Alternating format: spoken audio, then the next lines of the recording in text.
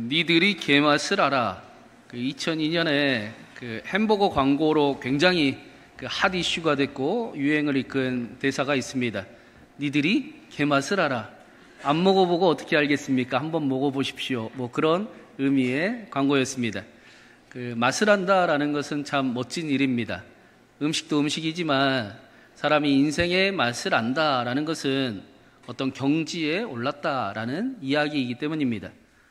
성가대가 찬양의 맛을 알고, 오케스트라가 악기뿐만 아니라 예배의 맛을 알고, 사람이 사람을 대하는데 사랑하는 그 관계의 맛을 알고, 우리가 일을 하는데, 직장을 나가는데, 주부의 일을, 가정을 꾸리는데 그 일의 목적, 그 일의 의미, 맛을 알고, 또 인생을 우리가 살아가면서 나라는 존재에 대한 나의 맛, 인간의 맛, 인생의 맛을 안다라는 것은 우리에게 매우 소중한 일입니다. 사도 베드로 역시 우리에게 그리스도인들을 향해 말씀의 맛을 알아야 됩니다. 기독교 신앙의 맛을 알아야 됩니다. 순전한 말씀의 젖을 먹으면서 살아가십시오 라고 우리에게 말씀을 했습니다. 오늘 말씀에서는 그것을 또 이렇게 3절에 말씀하고 있습니다. 우리 3절을 한번 읽어보겠습니다. 너희가 주의 인자심을 맛보았으면 그리하라. 우리가 주의 인자심을 맛보았으면 그리하라 라고 말씀합니다. 우리가 주의 인자심을 맛보았습니다. 우리가 주의 인자심을 맛본 사람들입니다. 그렇다면 그리하라 라고 말씀합니다. 그러면 이 그리하라는 뭘까? 이 3절 말씀은 다윗의 시편인 시편 34편을 인용한 말씀입니다. 시편 34편은 다윗이 사울에게 쫓겨서 아비멜렉 앞에서 미친 척을 하다가 쫓겨나 광야에서 지은 시가 바로 이 시편입니다. 다윗은 일찍이 하나님께 왕으로 기름 부으심을 받았습니다. 그런데 그의 현실은 조금 달랐습니다. 그는 여전히 왕의 지위와 왕의 권한을 누리지 못했고 하나도 받은 것이 없었고 오히려 광야의 삶을 살아가고 있었습니다. 그때 다윗이 너희는 여호와의 선하심을 맛보아 알지어다. 그에게 피하는 자는 복이 있도다 라고 말씀을 합니다. 다른 사람들이 광야에 있는 다윗에게 힘들어도 기도해야 됩니다. 그래서 응답을 받으십시오 라고 이야기하는 게 아닙니다. 오히려 반대로 광야에 있는 다윗이 세상을 향해, 하나님을 향해, 사람들을 향해 하나님의 선하심을 맛보아 알지어다. 주께 피하는 자는 복이 있도다 라고 고백하는 것입니다. 다윗이 칠흑같이 어두운 상황 속에서도, 광야에서 아무것도 없는 것 같은 그런 상황 속에서도 여전히 하나님의 인자하심을 바라보는 삶을 살아갔습니다. 하나님의 선하심을 기대하는 삶을 살아갔습니다. 이것이 하나님의 인자하심을 맛보았으면 그리하라 라는 말씀의 의미입니다. 광야에서도 믿음으로 살아가는 삶을 이야기하고 있는 것입니다. 그리고 그랬더니 어떻게 됐습니까? 다윗에게 하나님의 더 인자하심을 맛보는 은총이 나타났습니다. 하나님께서 다윗과 언제나 함께 하시고 시험당할 일들을 피할 길을 내시고 감당하지 못하는 시험을 당하게 아니하시고 시험 앞에 설 때는 하나님께서 그를 돕는 자로, 돕는 분으로 함께 하셨습니다. 때마다 하나님이 함께 하심을 보여주셨고 때마다 내가 너를 포기하지 않았음을 알려주셨고 때마다 하나님의 함께 하심을 경험하게 하셨습니다. 그리고 결국 하나님의 말씀대로, 약속대로 다윗은 위대한 이스라엘의 왕이 됩니다. 이스라엘 왕의 기준이 다윗입니다. 다윗과 같이 행하였더라, 다윗의 길을 걸어가지 않았더라 라고 다윗이 이스라엘 왕의 기준이 되게 하셨습니다. 다윗은 이길지도 못 이길지도 모르는 그런 길을 걸어간 것이 아니라 결국 승리하는 길을 걸어갔습니다. 다윗은 응답될지 안 될지도 모르고 자신을 운에 맡기는 그런 기도의 삶을 살아간 것이 아니라 반드시 선하게 응답하시는 하나님을 향해 기도하는 사람이었습니다. 그래서 이미 왕으로 세움받았으나 그러나 아직 왕의 삶을 살아가지 못하고 광야에 있는 삶 속에서도 하나님과 함께하는 하나님의 선하심을 맛보는 삶을 다윗이 살아갑니다. 이것이 주의 인자하심을 맛보았으면 그리하라 할 때 그리하라의 의미입니다. 베드로전서를 읽고 있는 초대교회 성도들 역시 다윗과 비슷한 상황이었습니다. 그들은 택하심을 받았습니다. 특별한 은총을 받았습니다. 그런데 그들의 삶은 세상과는 다른 나그네의 삶과 같습니다. 광야의 길을 걸어가는 고난과 눈에 보이는 상황은 안도하지 못하는 그런 삶을 살아가는 것 같습니다. 사실 그만하고 포기하고 싶을 때도 한두 번이 아닙니다. 그러나 하나님은 하나님의 뜻을 반드시 이루시는 분이십니다. 약속을 반드시 지키시는 분이십니다. 우리 모두가 그 일을 알고 있습니다. 그러하니 그 약속을 향해 주의 인자하심을 맛본 사람들아 그리하라, 계속 그 길을 걸어가라, 머지 않았다, 하나님이 그 일을 반드시 이루신다 라고 말씀하는 것입니다. 얼마 남지 않았습니다. 하나님의 은혜가 우리 앞에 서 있습니다. 그런데 이 일이 그냥 되는 건 아닙니다. 우리가 해야 될 일이 있습니다. 우리 4절과 5절을 한번 같이 읽어보겠습니다.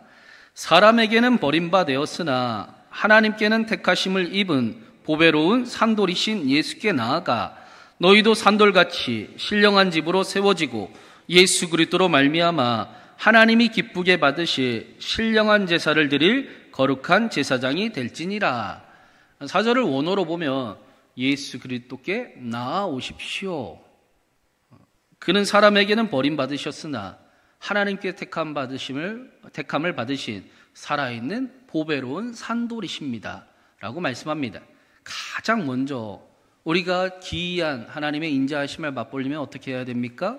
예수 그리스도께 나오십시오 라고 말씀하고 있습니다. 이것이 우리가 마땅히 해야 될 일입니다. 우리가 어떻게 하나님의 인자하심을 맛볼 수 있습니까? 예수 그리스도께 나아오십시오. 우리가 어떻게 이 세상에 구별된 자로 살아갈 힘을 얻을 수 있습니까? 예수 그리스도께 나아오십시오. 우리가 어떻게 하나님의 약속을 향해 포기하지 않고 멈추지 않고 묵묵히 걸어가고 또 하나님의 약속이 이루어짐을 경험할 수 있습니까? 예수 그리스도께 나아오십시오. 예수 그리스도가 우리의 존재의 이유이자 또 교회의 존재의 이유이기 때문입니다. 예수 그리스도가 누구신지를 알아야 교회가 무엇인지를 알 수 있습니다. 성도가 누구인지를 알 수 있습니다. 예수님을 알아야 삶의 이유와 목적과 또 방향이 분명해지는 삶을 걸어가기 시작하는 것입니다. 내가 오늘을 왜 살아가고 있고, 내가 오늘 왜 이 상황을 견디고 있고, 내가 하는 일을 하는 이유가 무엇이고, 또 내가 하나님이 왜 나를 택하셔서 나를 사랑하신다 말씀하시고 또 나와 함께 하시는지 그 이유를 예수 그리스도를 통해서 예수 그리스도와 함께 알 수 있습니다. 예수 그리스도께 나와 예수님과 함께 살아가십시오 라고 말씀하는 것입니다. 이 편지는 교회에게 보내는 편지입니다. 믿지 않는 사람들에게 전하는 편지가 아닙니다. 베드로가 교회에게 예수 그리스도께 나오십시오 라고 말씀하고 있는 것입니다. 그것이 그리스도인으로 살아갈 힘이기 때문입니다. 저와 여러분이 날마다 해야 될 일이기 때문입니다. 사랑하는 여러분, 예수 그리스도께 나오십시오. 그 일이 불편하지요. 하나님을 사랑하게 만드니까 불편합니다. 우리는 계속 나를 사랑하고 싶고 세상을 사랑하고 싶은데 예수님은 하나님을 사랑하게 만듭니다. 그러나 그것이 축복임을 우리는 또한 아는 사람들입니다. 예수 그리스도께 나아오십시오. 그 길에 응답이 있고 그 길에 축복이 있고 그 길에 안전함이 있습니다. 그러면 예수 그리스도께 나오면 우리에게 어떠한 일이 생기는가? 베드로는 예수님께서 보배로운 산돌이신데 5절 말씀에 보니까 예수님께 나오는 자는 산돌이신 예수께서 그 나오는 자들을 산돌이 되게 하시고 신령한 집으로 세우신다라고 말씀을 합니다. 예수님께서 산돌이신데 예수님께 나오는 우리를 산돌이 되게 하시고 또 신령한 집, 성전이 되게 하신다라고 말씀하십니다. 우리가 예수님께 나아가면 우리가 반석이 되게 하십니다. 왕 같은 제사장이 되게 하십니다. 우리가 하나님이 거하는 성전이 되게 하십니다. 하나님의 능력이 나타나는 사람이 되게 하십니다. 하나님의 축복을 전하는 자가 되게 하십니다. 그 일을 위해 예수 그리스도께 나오라라고 말씀하는 것입니다. 그 증거가 바로 베드로 자신입니다. 예수님께서 베드로에게, 원래 요한의 아들 시몬이지요, 요한의 아들 시몬에게 너는 이제부터 게바라, 베드로라, 반석이라 라고 말씀을 하셨습니다. 그런데 사실 진짜 반석은 예수님입니다. 반석이신 예수님이 베드로를 반석이 되게 하셨습니다. 우리와 마찬가지로 베드로는 예수님께서 말씀을 하실 때 너는 반석이다 말씀하실 때 안 믿어졌을 거예요. 그렇죠? 여러분은 왕 같은 제사장입니다. 안 믿어졌을 겁니다. 우리와 똑같이 자신의 모습과 자신이 처한 현실과 사람들의 시선을 무엇 하나 그 일이 믿어질 수 있는 것이 하나도 없었습니다. 내가 무슨 반석입니까? 내가 무슨 왕 같은 제사장입니까? 내 문제, 내 몸 하나 책임지기 힘든데 내가 어떻게 그렇게 살 수 있습니까? 라고 베드로도 똑같이 여겼을 것입니다. 그런데 예수님은 말씀대로 베드로가 반석이 되게 하셨습니다. 초대교회가 베드로를 통해 굳건히 세워져 나아가게 하셨습니다. 지금 그 일을 베드로가 우리에게 알려주고 있는 겁니다. 내가 이제는 예수님을 잃어버릴 수도 없는 사람이 되었고 예수님과 함께하는 사람이 되었더니, 예수님과 함께했더니 반석이 되더라. 내 생각이 맞는 것이 아니고 내 판단이 맞는 것이 아니고 예수님 말씀이 맞더라 라고 말씀하는 겁니다. 여러분, 예수님의 말씀이 맞을까요? 우리의 생각이 맞을까요? 예수님의 말씀이 맞다라고 하는 걸 성경이 믿음이다 라고 말씀하는 겁니다. 그게 우리가 가져야 될 믿음입니다. 예수님께서 우리에게도 내가 진실로 진실로 너희에게 이르노니 나를 믿는 자는 내가 하는 그 일을 할 것이요 또한 나보다 더 큰 일을 행할 것이니라. 그 일을 위해 내가 아버지께로 감이라 라고 말씀하셨습니다. 예수님이 하신 일을 우리도 할 수 있습니다. 우리는 예수님보다 더 큰 일을 이룰 것입니다. 네. 예수님이 어떤 일을 행하셨습니까? 병든 자를 고치셨습니다. 가난한 자들을 먹이셨습니다. 귀신 들린 자들을 고치셨습니다. 그게 끝이 아니고 그들을 하나님 나라 안으로 오게 하시고 살아가게 하셨습니다. 예수님께서 치유와 응답과 회복을 통해 하나님을 잃어버리는 자들이 다시 하나님과 함께하는 삶이 되게 하셨습니다. 하나님의 나라를, 거룩한 영원한 생명을 선물해 주시는 일을 하셨습니다. 그런데 우리는 예수님보다 더 큰 일을 할 수 있습니다. 우리가 믿기 어렵지만 예수님은 아니 너희는 나보다 더 큰 일을 할 거다. 너는 그런 존재다. 너희의 생각보다 너희는 훨씬 더 잘 살 것이다 라고 말씀하십니다. 이 말씀이 맞습니다. 이 말씀이 맞습니다. 내가 그렇게 살기를 원합니다. 그걸 성경은 믿음이다 라고 가르칩니다. 내 믿음대로 될지어다. 내 믿음이 너를 구원하였느니라. 이 말씀이 붙들려지고 또 사라지는 은혜가 저와 여러분 가운데 함께하기를 바랍니다. 하나님께서 우리의 기도에 응답하십니다. 응가금은 내게 없어도 내게 있는 나사렛 예수 그리스도의 이름으로 능력을 행하게 하십니다. 치유를 나타내게 하시고 또 역사하심을 나타내 주셔서 생명을 살리는 자들이 되게 하십니다. 근데 한 가지 분명히 주의할 점이 있죠. 목적이 분명해야 됩니다. 예수님은 능력을 나타내시면서 생명을 살리기를 원하셨습니다. 다시 하나님 안에 생명들이 거하게 하시기를 원하셨습니다. 그 목적이 분명해야 됩니다. 너희는 먼저 그의 나라와 그의 의를 구하라. 그리하면 이 모든 것을 너희에게 더하여 주시리라. 우리의 기도에 응답이 없고 우리의 믿음의 능력이 나타나지 않는 이유가 무엇인지를 우리는 분별할 수 있습니다.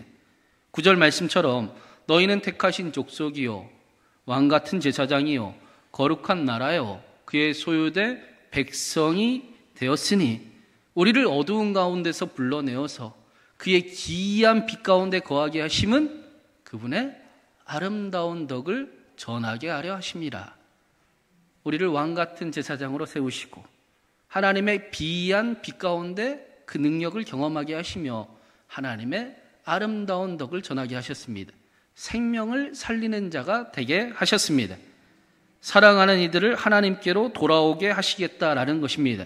그 일을 위해 기도하면 예수님보다 더 큰 일을 행하는 자, 더 큰 일을 경험하는 자가 되게 하시겠다라고 약속하십니다. 예수님의 말씀이 맞습니다.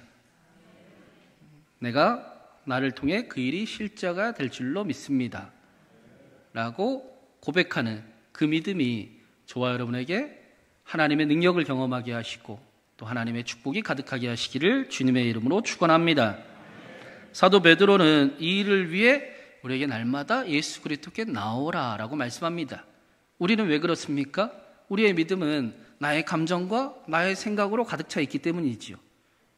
믿음이 말씀으로부터 나오는 것이어야 될 텐데 우리는 날마다 내 생각, 내 감정, 내 느낌, 나의 가치관을 믿음으로 사용할 때가 너무나 많습니다. 예수 그리스도께 나와 말씀이 믿음이 되게 하시고 하나님과 함께함이 믿음이 되게 하시고 하나님과 함께하는 믿음을 살아가게 하시기 위한 것입니다. 예수 그리스도께 나아간다라는 것은 구약을 헬라어로 70인형을 썼지 않습니까? 여기 이 단어가 예배자를 표현할 때 쓰는 단어입니다. 그래서 예수님께 나아간다라는 표현은 예수님을 예배한다라는 뜻이기도 합니다. 그래서 5절 말씀처럼 예수님께 나아가면 그는 산돌이신 예수님께서 자신도 산돌이 되게 하시고 하나님이 거하시는 신령한 집, 성전이 되게 하신다라는 일들을 경험하게 됩니다. 우리는 이 예배 가운데 다시 하나님이 우리 안에 거하심을 경험하게 됩니다. 하나님의 임재를 경험하게 됩니다. 하나님의 임재를 경험해야 합니다.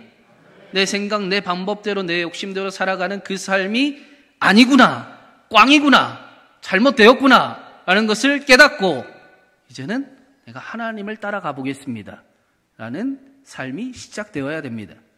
그 성전을 이야기하는 것입니다. 하나님이 어디 계십니까? 여기 계십니다. 네. 출애굽기에 이스라엘이 애굽에서 탈출해서 광야에서 생활을 하는데 하나님께서 성막을 지으라라고 말씀을 하셨습니다. 그런데 하나님의 말씀대로 성막을 지어보니까 좀 이상합니다. 그들의 생각에는 이스라엘이 애굽에서 400년 동안 노예 생활을 할 때 엄청나게 큰 돌을 가지고 애굽의 신전을 짓는 노예 생활을 꽤 많이 했지 않습니까? 그래서 우리를 애굽에서 인도하신 하나님, 세상의 가장 큰 권력이었던 애굽을 물들이신 하나님, 말씀으로 세상을 창조하신 전능하신 하나님의 성전은 얼마나 대단할까라는 기대감이 컸을 겁니다. 말씀대로 성막을 짓는데, 성전을 만드는데 이게 천막하고 다를 게 없습니다. 이게 맞나? 이런 모습이 과연 괜찮을까라는 생각을 많이 했을 겁니다. 그럼에도 불구하고 하나님의 말씀대로 성막을 만들고 모든 기구를 만들고 하나님 앞에 드리니 하나님의 영광이 임했습니다. 성막에 구름이 가득하게 되었습니다. 하나님이 불기둥과 구름 기둥으로 함께 하심이 눈에 보였습니다. 겉으로는 웅장해 보이나 아무런 능력도 없던 껍데기밖에 없는 이집트의 신전보다 훨씬 위대한 신전을, 성막을 보게 되었습니다. 겉으로는 약하고 작아 보이고 보잘것없어 보여도 하나님이 함께 하시는 능력이 나타남을 보게 되었습니다. 하나님께서 이 일을 예수님을 통해 믿는 자들에게 나타내셨다라고 말씀하십니다. 그리스도인들을 하나님의 성전이라고 말씀하십니다. 하나님이 저와 여러분 여기에 거하고 계시고 하나님의 능력을 나타내는 삶을 살아가게 하시겠다라고 약속하십니다. 예수님의 모습도 오늘 말씀에 보니까 건축자가 버린 돌하고 같았습니다. 사람들이 보기에는 예수님은 버려진 돌 같아 보였습니다. 십자가의 모습은 처참했습니다. 그러나 하나님은 예수님이 버린 돌이 아니라 모퉁이 돌이 되게 하셨습니다. 십자가에 달려 죽임당함이 아니라 부활하여 능력을 보이게 하셨습니다. 죽은 자를 살리시고 희망을 가질 수 없는 모두가 끝나버린 것 같은 그때 하나님의 능력과 소망을 우리에게 보여주셨습니다. 이것을 성경은 복음이라고 말씀합니다. 하나님이 하신다. 하나님은 하실 수 있다. 그래서 오늘 말씀은 우리에게 너희가 하나님의 인자하심을 맛보았으면 그리하라 라고 말씀하고 있습니다. 너희가 하나님의 사랑을 믿으면 그리하라가 아닙니다. 하나님의 사랑을 맛보았으면 그리하라 라고 말씀합니다. 지난주에 그 하준 파파라는 분을 소개를 해드렸습니다. 그분이 그 둘째 아들을 보내면서 했던 말이 제 귀에 계속 한 주 동안 맴돌았습니다. 사랑하는 둘째가 돌도 안 돼서 하늘나라로 먼저 가버렸습니다. 사랑하는 아들의 그 차가운 손을 마지막에 꼭 붙잡고 아들에게 이런 이야기를 했습니다. 아빠가 너의 죽음이 그냥 죽음이 아니라 희생이었다는 것을 반드시 증명하겠다. 내가 그냥 왔다 가는 것이 아니라 너의 사명을 다하고 갔음을 내가 아빠가 아빠 인생을 통해 보여주겠다라고 이야기를 합니다. 사랑하는 아들이 비록 돌도 안 되는 짧은 시간을 살다가 갔지만 그 삶이 의미 없는 시간이 아니라 아빠의 삶에 얼마나 큰 행복이었고 아빠를 얼마나 새롭게 하였고 아빠가 얼마나 멋진 삶을 살아갈 이유가 되었는지를 내가 내 삶으로 보여주겠다. 그냥 너의 죽음이 그냥 죽음이 아니라 희생이었다는 것을 세상에 내가 반드시 증명하겠다라고 이야기합니다. 마찬가지로 하나님의 사랑을 맛본다라는 것은 예수님의 죽음이 그냥 죽음이 아니라 나를 위한 희생임을 보여주는 인생이 된다. 그렇게 살아간다라는 것입니다. 그 사랑이 얼마나 나를 만족하게 했고 나를 위로했으며 또 나에게 힘이 되었는지를 보여주는 삶을 살아가겠다라는 것입니다. 그래서 니들이 예수를 알아 라고 물어볼 때 나는 예수님을 안다. 나는 예수님을 사랑한다. 내가 예수님의 맛을 맛보았다 라고 말하는 사람이 되는 것입니다. 세상이 예수님이 버린 돌이라고 말하지만 아니 그분이 모퉁이 돌이 되셨다. 내가 예수님의 죽음이 그냥 죽음이 아니라 나를 위한 당신을 위한 희생이었음을 내가 반드시 증명해 보이겠다라는 것입니다. 사랑하는 여러분, 하나님께서 저와 여러분을 성전이 되게 하셨습니다. 하나님의 지혜와 하나님의 능력과 하나님의 위로와 하나님의 축복이 예수 그리스도가 여기에 계십니다. 그분과 함께 살아가는 저와 여러분이 되기를 바랍니다. 저와 여러분을 통해 그분의 능력이, 그분의 축복이 우리의 삶의 자리에 나타나기를 간절히 바랍니다.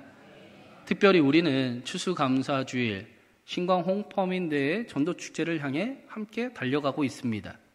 사랑하는 이들을 하나님께로 돌아오게 하는 날입니다. 동시에 하나님께서 예수님보다 더 큰 일을 우리에게 행할 수 있게 하신 날입니다. 맞지요?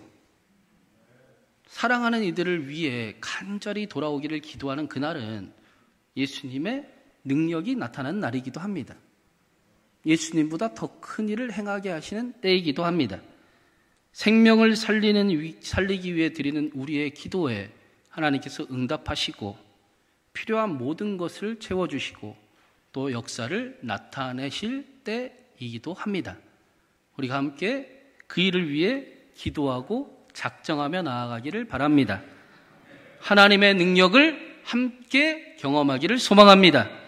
하나님의 인자하심을 더욱 맛보고 더욱 하나님을 사랑하고 또 삶의 자리를 사랑하는 자녀들과 사랑하는 가정과 사랑하는 교회와 사랑하는 나의 삶을 사랑하는 인생이 되게 하시기를 주님의 이름으로 축원합니다.